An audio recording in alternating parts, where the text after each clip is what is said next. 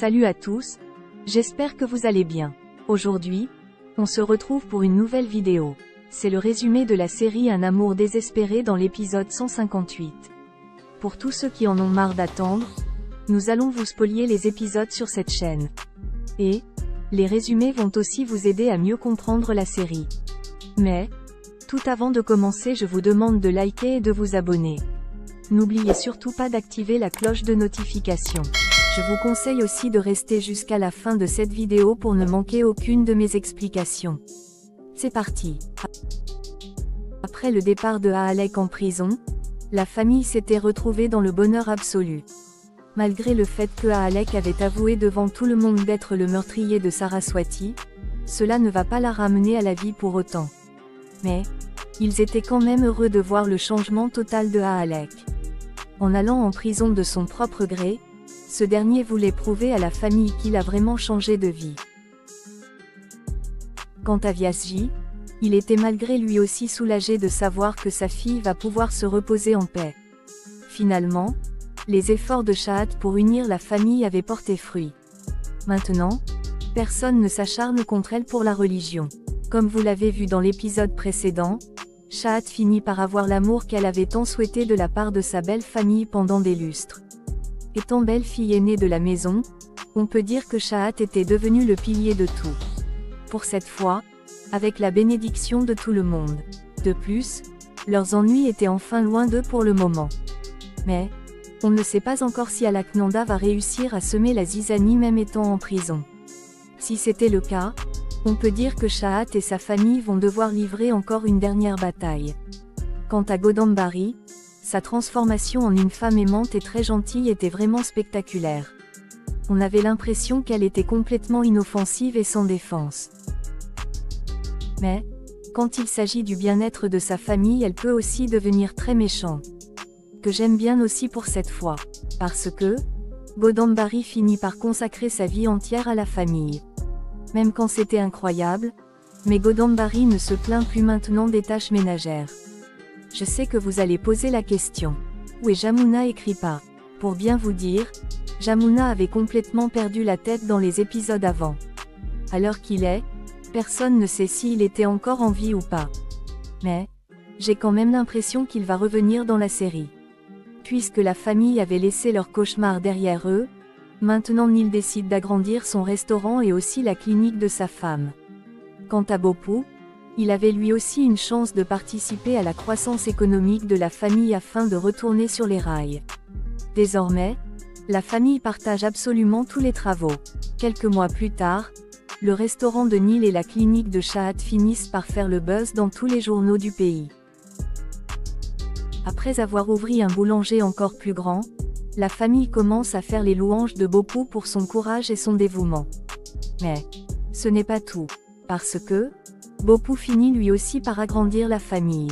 Jusque-là, Bopu était complètement ailleurs et ne comprenait pas que cela veut dire que Naveli est enceinte de son enfant. Après tant de comédie, Naveli finit par expliquer mot pour mot à son mari qu'il va être papa. Impressionné, Bopu est resté sans voix. À la seconde qui suit, Bopu prend sa femme dans ses bras et commence à verser des larmes de joie. De plus, il commence à courir dans toute la maison aussi pour annoncer la nouvelle au reste de la famille. Sans perdre de temps, on organise déjà un rituel pour Naveli et Bopu qui vont être parents pour la première fois. Chahat était vraiment très contente pour sa sœur. Neil lui, en profite le temps qu'il peut pour demander à sa femme de coucher avec lui afin d'avoir encore des enfants dans la famille.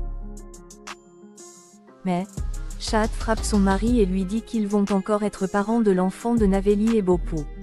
Après tout, c'est eux leur aîné.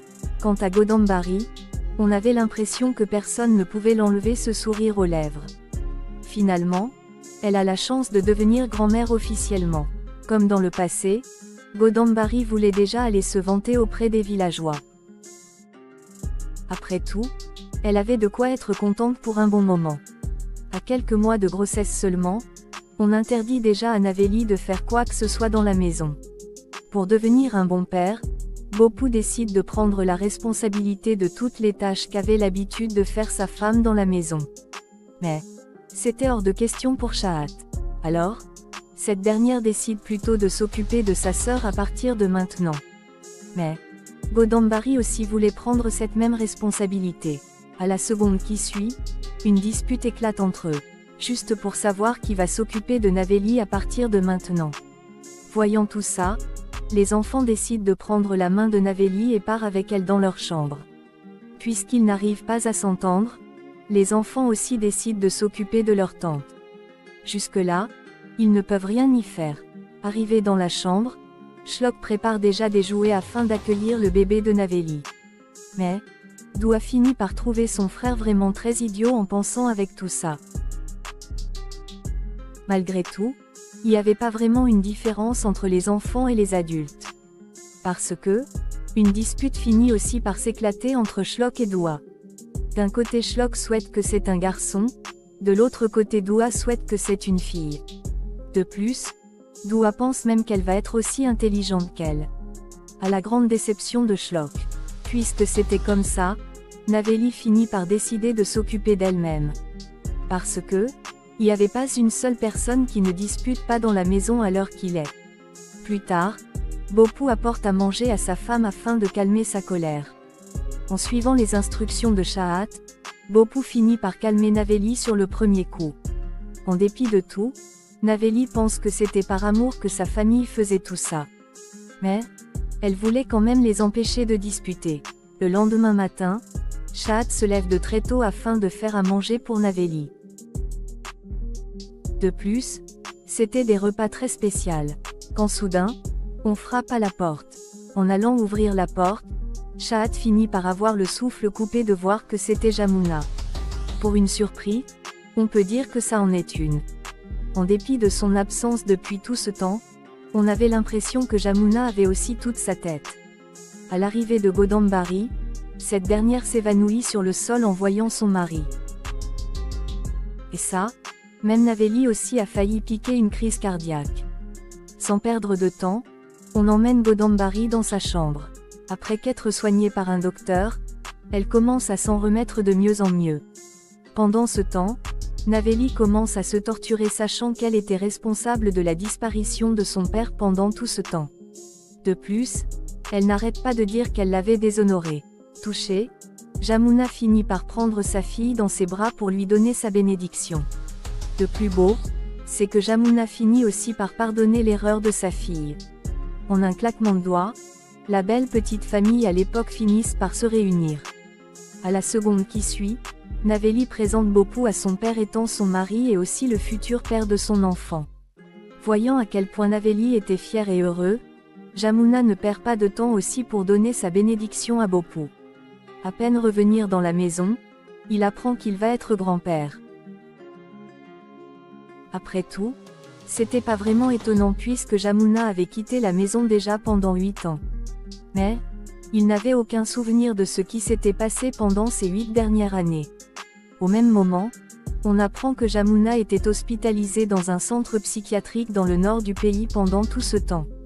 Parce que, après avoir quitté la maison pour les mauvaises décisions de sa fille, Jamuna avait complètement perdu les pédales. Par la grâce du ciel, il s'était finalement rétabli. Alors, les responsables du centre psychiatrique avaient tout simplement décidé de laisser Jamuna partir. Après avoir expliqué toute l'histoire à la famille, Jamuna s'effondre en larmes.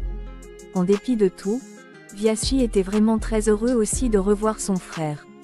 Il lui donne sa bénédiction sur le champ pour lui souhaiter un bon retour dans la maison. Mais Godambari ne s'en remet toujours pas. De plus, elle en veut encore Jamuna de l'avoir abandonnée de cette façon comme si elle était veuve.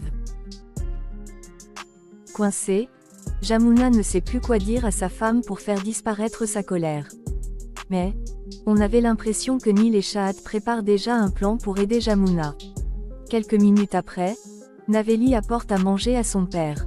En dégustant les repas, Jamuna commence à féliciter sa fille pour les délices.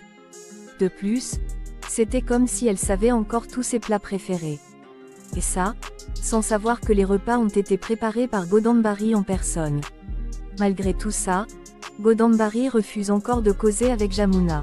Alors, Chahat et Nil décident tout simplement d'activer la formule numéro 39 pour les réconcilier. Et ça, avec l'aide de Bopou et Navéli aussi. Après tout ce temps, cette famille finit par avoir une chance d'être heureux sous le même toit. Nil ne voulait en aucun cas aussi perdre ça. En partageant la vie de son mari, Shahat se donne à 100% aussi pour réconcilier sa nouvelle mère avec Jamuna. Plus tard dans la nuit, Shahat décide de faire du chantage émotionnel à Godambari afin de l'amadouer pour que son plan fonctionne. De plus, Godambari ne pouvait pas non plus refuser Shahat, parce que, elle l'avait promis déjà de rester sage afin d'attendre le retour de Jamuna. On apprend aussi que la raison pourquoi Godambari était en colère contre Jamuna, c'était le fait qu'il avait mis encore trop de temps pour venir à la maison. Parce que, Nil l'avait déjà contacté depuis des mois pour venir. À force de l'attendre encore pendant un bon moment, Godambari avait perdu espoir. Pour bien vous dire, Nil aussi pensait que Jamuna n'allait pas revenir. Puisqu'il était là, autant de le réconcilier avec sa femme. Pour convaincre davantage Godambari, Navéli arrive et demande à sa mère d'essayer de parler avec son père rien que pour 1 minute. Quelques secondes après, Godambari finit par céder. Alors, la famille organise un dîner romantique pour Jamuna et Godambari dans la maison. Après un long moment d'attente, cette dernière arrive auprès de son mari. Impressionnée, Jamuna ne perd pas de temps aussi pour montrer sa joie. Malgré le fait d'être un peu en colère, Godambari n'arrête pas non plus de rougir en présence de Jamuna. De plus, son visage était vraiment très rayonnant. Et on avait l'impression que Godambari était redevenue une adolescente amoureuse. Pour se justifier, Jamuna commence à se torturer le fait qu'il n'avait pas eu assez de courage pour faire face à sa femme depuis tout ce temps. De plus, c'était vraiment très lâche de sa part d'abandonner sa famille à cause d'une situation difficile. Après tant parler, les deux amoureux finissent par dissiper leurs doutes. À la seconde qui suit, ils commencent à éclater de rire et aussi jouer ensemble. Quand soudain, on remarque la présence de la famille entière qui était eux aussi dans les parages à observer. Par un malchance, Nil finit par faire tomber les rideaux. Puis boum! Jamuna et Godambari finissent eux aussi par voir qu'ils étaient en train de les espionner. En dépit de tout, c'était vraiment beau de voir la famille se soutienne entre les uns les autres. Puisqu'il n'y avait que l'absence de Kripa, Nil décide tout simplement d'aller la chercher pour passer quelques jours avec eux dans la maison. De plus, son école l'avait tout juste donné congé. Ailleurs, on remarque la présence de Alaknanda dans sa cellule complètement brisée. Le pire, c'est qu'elle n'arrête pas aussi de se faire harceler par des autres détenus en prison. De l'autre côté, Alek avait décidé de méditer jour et nuit dans sa cellule afin de se repentir de ses péchés. Jusqu'à ce que le Tout-Puissant décide, Alek se promet de ne pas abandonner. Le lendemain matin, Nil arrive à la maison avec Kripa. Étant très content, Vyaschi ne perd pas de temps pour donner sa bénédiction à sa petite fille. C'était aussi le sosie parfait de Saraswati.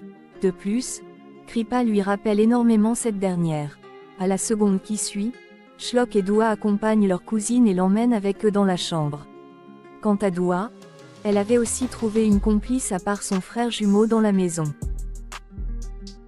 Au même moment, Ghazala et la grand-mère de Shahat arrivent dans la maison. Choquée, la famille était déjà sur leur garde pensant qu'elle était là que pour créer un scandale. Mais, ils finissent par être choqués de voir que c'était totalement le contraire.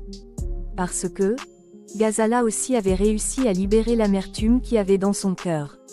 Jusque-là, les personnes qui étaient en train de se sauter à la gorge pour la religion se sont réconciliées. Parce que, la religion universelle était tout simplement l'humanité. À part d'être une extraterrestre, tout le monde a le droit d'avoir un bon comportement envers l'autre peu importe sa croyance. Après qu'être réconcilié avec la famille de Shahat, Vyaschi en profite pour les demander de rester dans la maison. Mais, c'était juste une visite de courtoisie. Parce que, Ghazala et la grand-mère de Shahat étaient tout juste sur le point de retourner à Dubaï. Avant de partir, Nil et Shahat en profitent pour les prendre dans leurs bras pour leur souhaiter un bon voyage.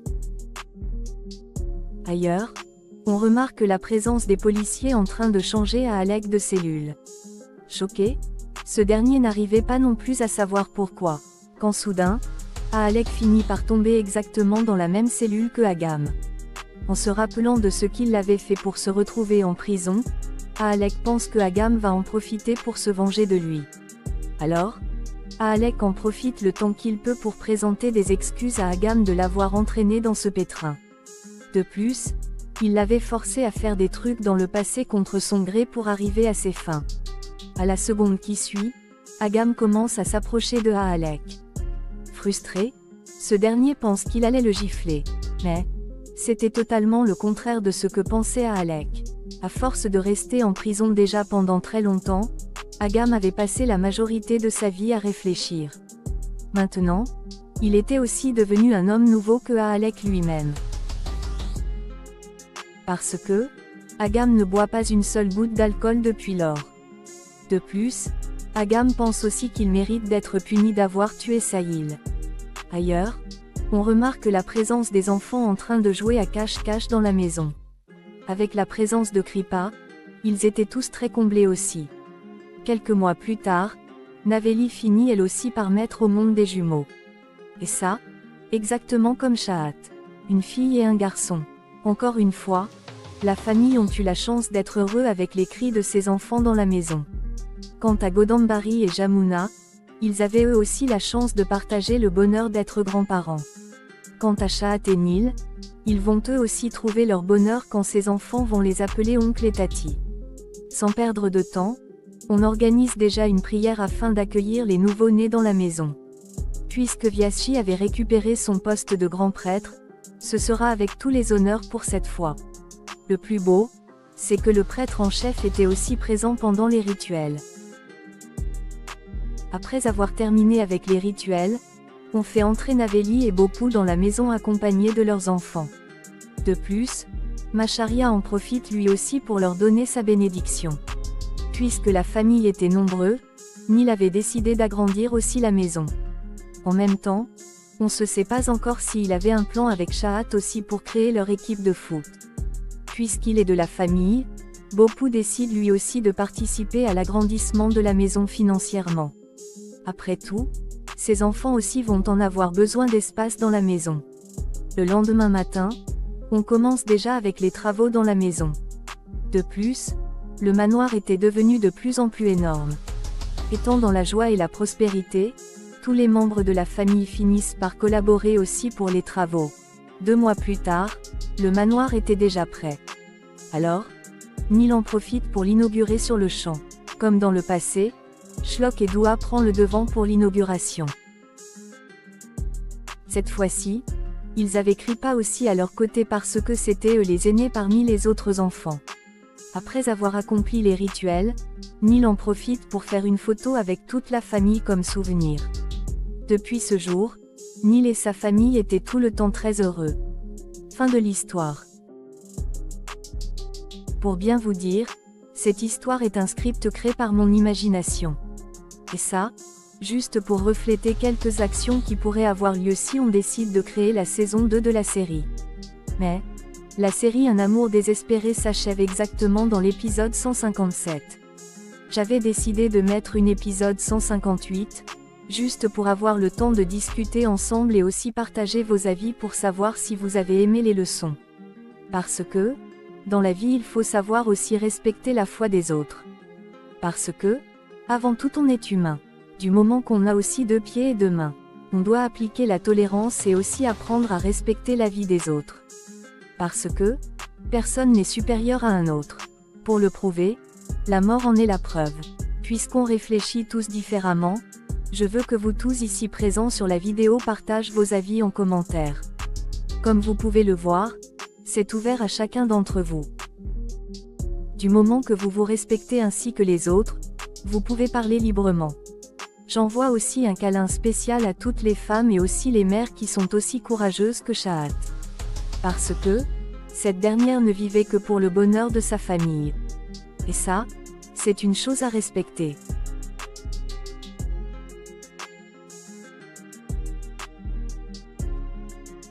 Si vous êtes arrivé jusqu'ici, c'est sûr que vous avez aimé la vidéo. Mais, qu'attendez-vous pour cliquer sur le bouton de partage?